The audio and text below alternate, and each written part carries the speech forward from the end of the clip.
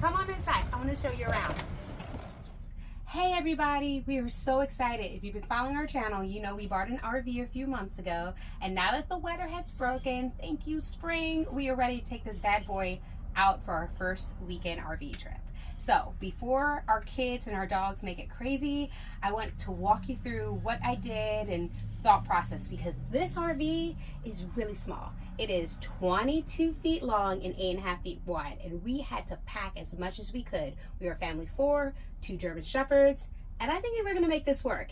If anything has taught us from our tiny house experience, we can figure out how to live in small spaces. So I'm going to go from the front to the back, which won't be that long, to show the certain things that I did, tips and tricks, and also what things to avoid, because I did make some mistakes along the way.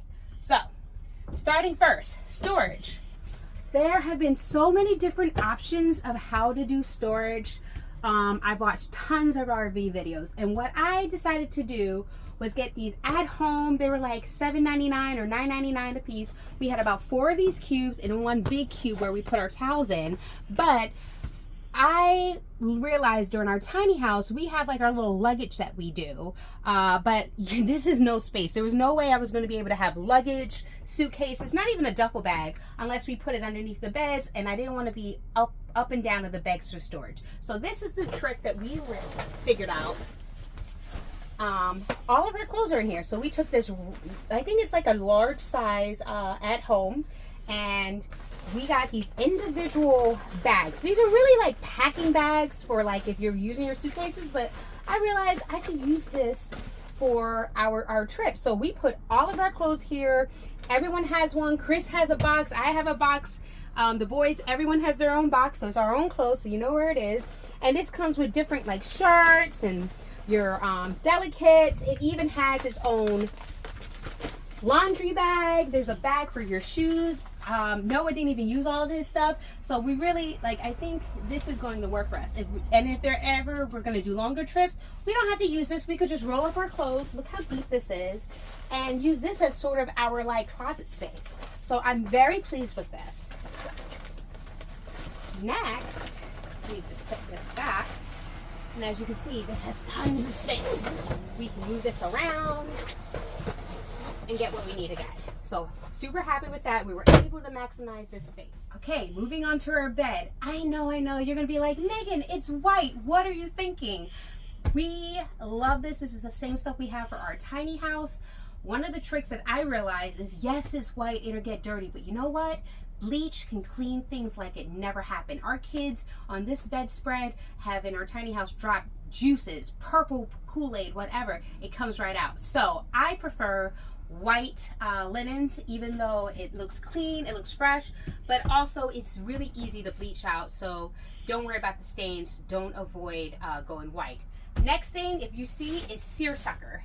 I love seersucker. It has an interesting texture, but also the great thing about seersucker patterns is this is actually pretty wrinkly. I haven't did blow drying, and because of the way the design is, it kind of looks like it's part of the aesthetic. So I'm very pleased with our comforter mattress, and obviously we decorated with some IKEA pillows. Moving on. All right, what to do about dead space? You see this about 6 inches of dead space that I just didn't want to not use. So I looked everywhere on Amazon, and I was able to find this little cart 5 inches.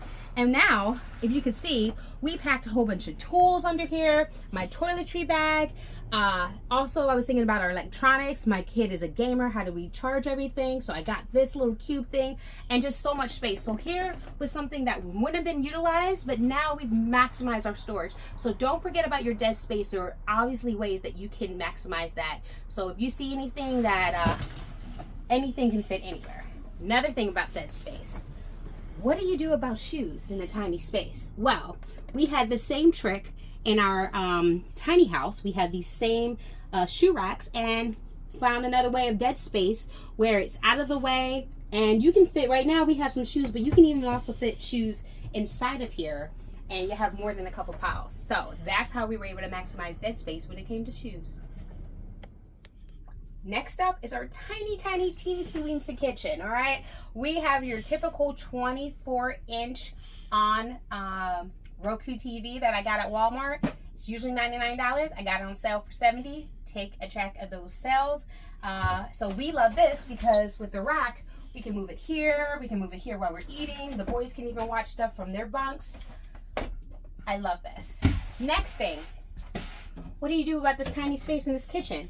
Well, Chris and I kept going over and over. We took so many things back. Really expensive stuff like $40. None of these racks work. Yeah, I got this from Target for $15. It's actually a 3-tier thing, but I took the wheels off and this stored perfectly. And then the other tier, we were able to use that for storage someplace else. Then we have our battery bank. I love this EcoFlow. This thing is a game changer. It's 300 watts. And it just has a lot of power. It also comes with solar panels. I will show how we do that in another video. But it's so powerful and compact. Put it up here. I could even like put other stuff up here.